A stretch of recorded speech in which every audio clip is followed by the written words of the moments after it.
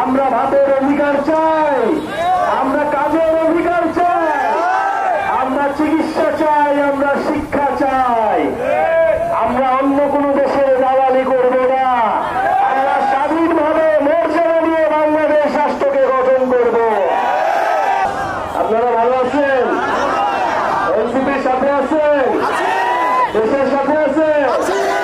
ইনশাআল্লাহ এনসিপির প্রতিটি নেতা কর্মী, এনসিপির সমর্থক বৃন্দ বাংলাদেশের জন্য, বাংলাদেশের মানুষের জন্য জীবন দিয়ে, রক্ত দিয়ে এই দেশকে গড়ে তুলবে, মানুষের অধিকারকে প্রতিষ্ঠা করবে।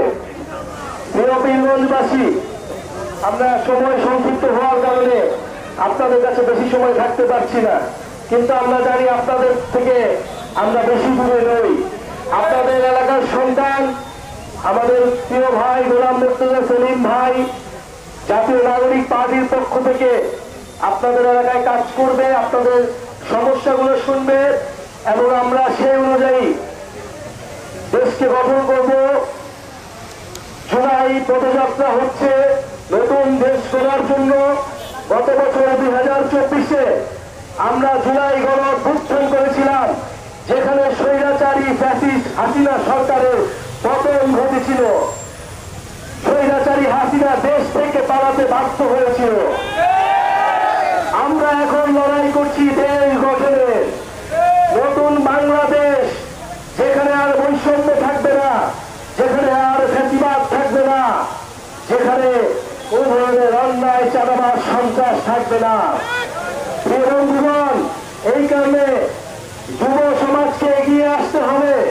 দেশের ছাত্র তরুণ যুবরা যতবার এগিয়ে এসেছে ততবার বাংলাদেশ বেঁচে গিয়েছে। 2024-এও এই ছাত্র যুব তরুণরাই দেশকে রক্ষা করেছে, স্বাধীনতাকে রক্ষা করেছে। কিন্তু বন্ধুগণ, স্বাধীনতা অর্জনের চেয়ে স্বাধীনতা রক্ষা করা কঠিন। তাই আমাদের এইবারের স্বাধীনতা যাতে বেহাত না হয়, সেজন্য আমাদের সচেতন থাকতে হবে। এ কারণে এই জাতীয় নাগরিক পার্টি এনসিপি গঠিত হয়েছে। আজকে আমরা পীরগঞ্জে এসেছি, আমরা উত্তরবঙ্গ, আমরা রংপুরের বিভাগের প্রতিটি জেলায় যাচ্ছি।